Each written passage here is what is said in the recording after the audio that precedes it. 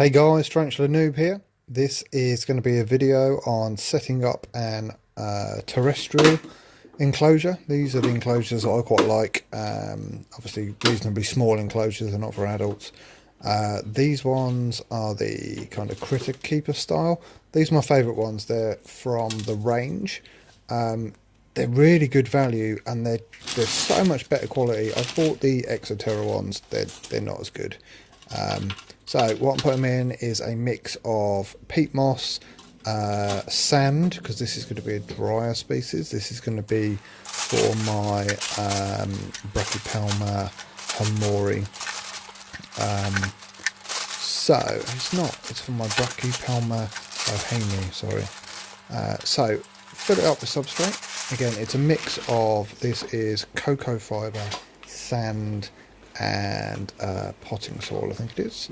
You just got to make sure it's all kind of pesticide free. Anything you get, make sure it hasn't got fertilizer in it. So fill it up with substrate. It's quite important. Press it down. Teas don't like loose, fluffy substrate.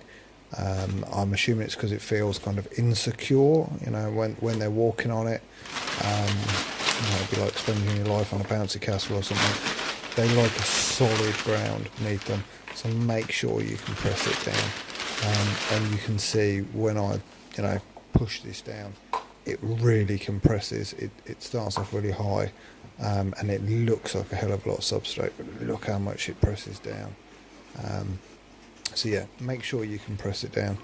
How many times can I say press it down? Yeah, so get it in there, get everything firm. If I've put a hide in, again, you don't want things to be moving around and wobbling, so get it in there. I've got a piece of cork bark in the middle, which I'm going to make kind of a starter burrow. They will dig and burrow in the wild. If you have a look at their natural habitats, it's quite dry and they normally live in burrows. Mine doesn't seem to, at least at the moment. I put a cork bark in its original enclosure. Not interested. It will sit on top of it. Never goes underneath it. Doesn't really hide away. It's always out in the open. I'm hoping that by offering this, it's not suddenly going to become kind of reclusive. I may regret doing this, but offer it a hide. It helps them feel secure. And at the end of the day, you need to look after your teas, so that's what I'm going to do. Hopefully it will still be out and about, but yeah, so fill it full of substrate, and ideally you want to do this a while beforehand, so it's got time to dry out a little bit. These are pieces of sun-bleached dried wood.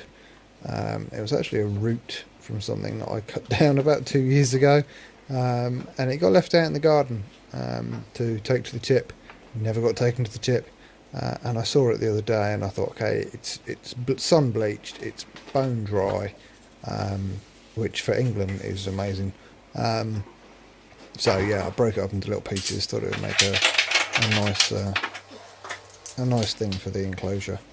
I've also got some blue slate chippings. They're quite a reasonable size, they're not small. I've made sure the edges aren't sharp, because sometimes the edges can be a little bit sharp. You don't want anything sharp or pointy in your enclosure. It might be tempting, to put cactus or something, put a cacti in there. It would look fantastic, but your tea pricks its abdomen on one of the spikes, and you don't notice, it's going to bleed to death. They can be quite fragile creatures. Don't put anything in there that would risk the tea. And I know there are, sharp, pointy things in the wild, and teas aren't stupid. I'm sure they would survive, but personally, I think it's an added risk that it's not necessary.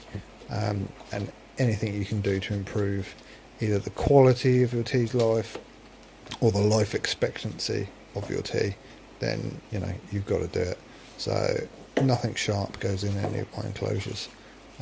Likewise, I like to have everything planted, and I don't mean that by plants, that's obviously a fake plant. I mean, I like everything to be quite rigid, it's not going to wobble around. Again, the tea won't like it. I can't decide where to put this. Sorry, it must be really boring watching me faff around with these. In the end, I'm digging it going on. Right, so what I'll do is build a substrate a bit more on this side.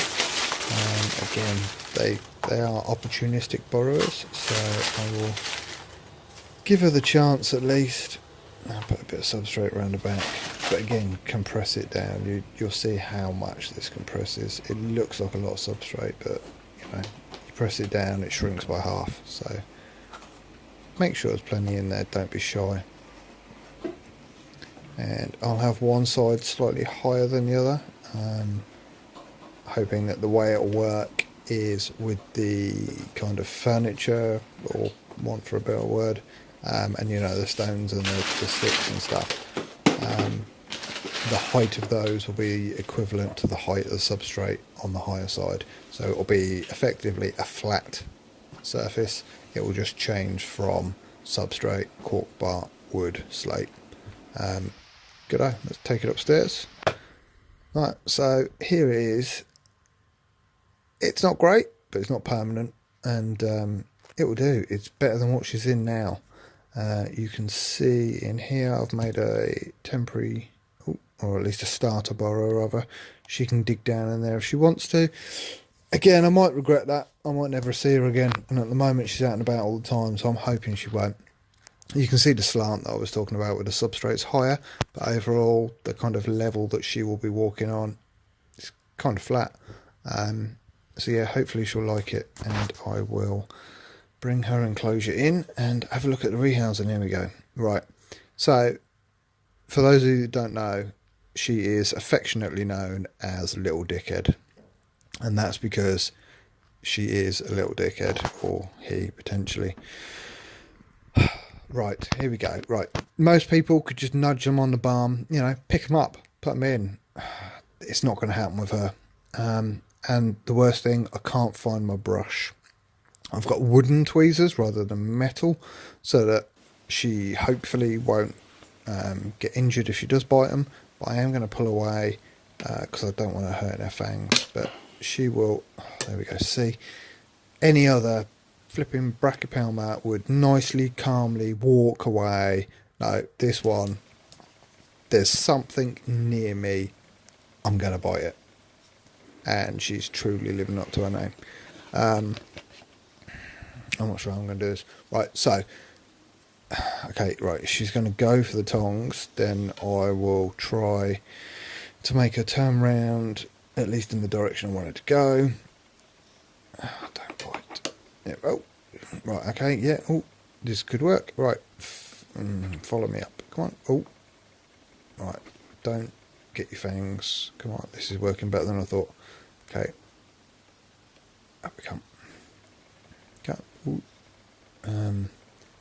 Right, if I tap on the substrate, you can. I don't think she can feel that. I was hoping she could feel it. I don't think that's going to work.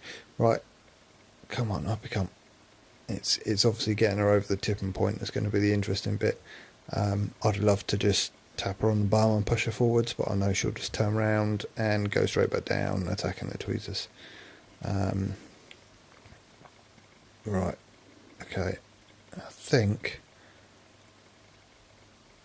what I'm going to have to do, right, bear with, I'm swapping tweezers and I've got an idea. Hold on, wait there. Now I'm back. Right, here we go. As she's so aggressive and I don't want to bite my tweezers, I will give her something to bite. Hopefully she's going to take this and come forwards for it. She might. Yes, get in. Right, that worked way better than I was expecting.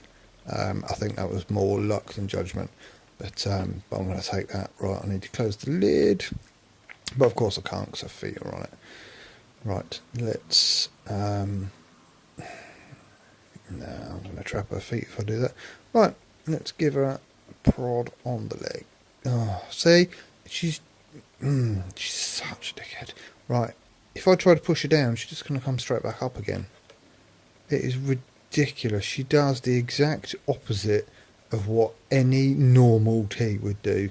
She's the most stubborn thing. Get down. Right, come on, get your feet down. There we go. One more. No, don't come up. Don't come up. Right, get in. I think that's enough. Right, I'm closing the lid. Sweet. She's in. Right, there we go, guys. She is in. She's got the roach. Oh, she's lovely. I call her a nickname because she is her.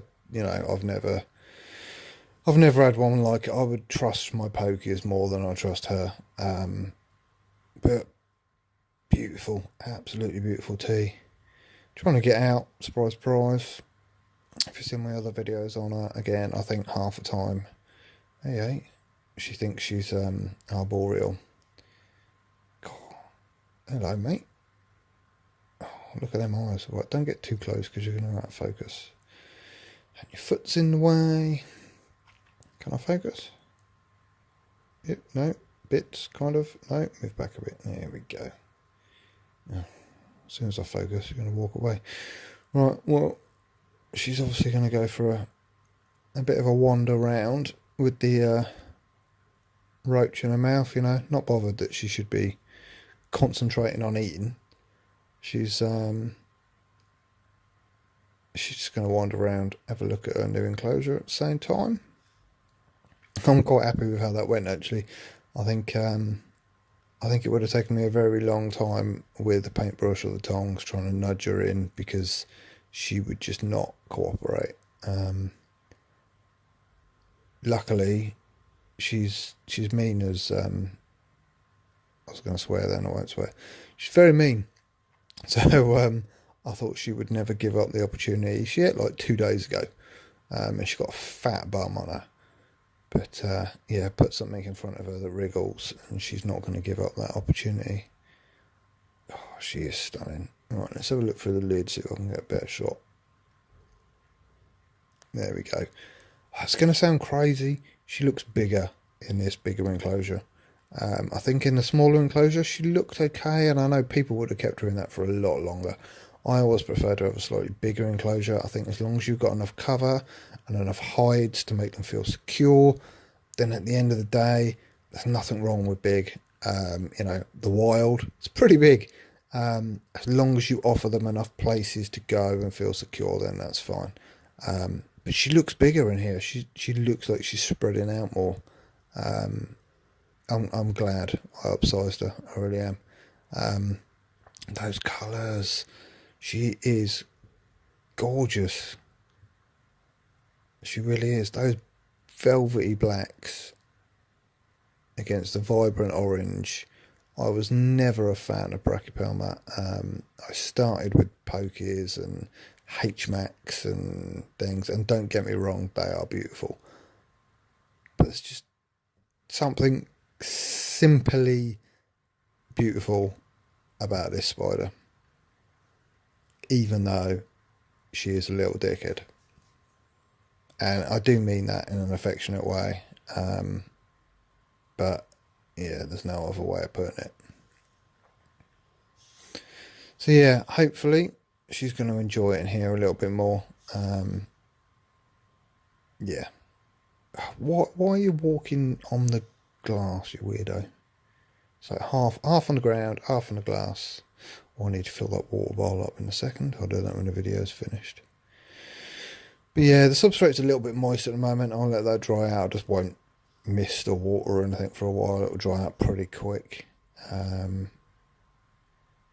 She's going for a climb.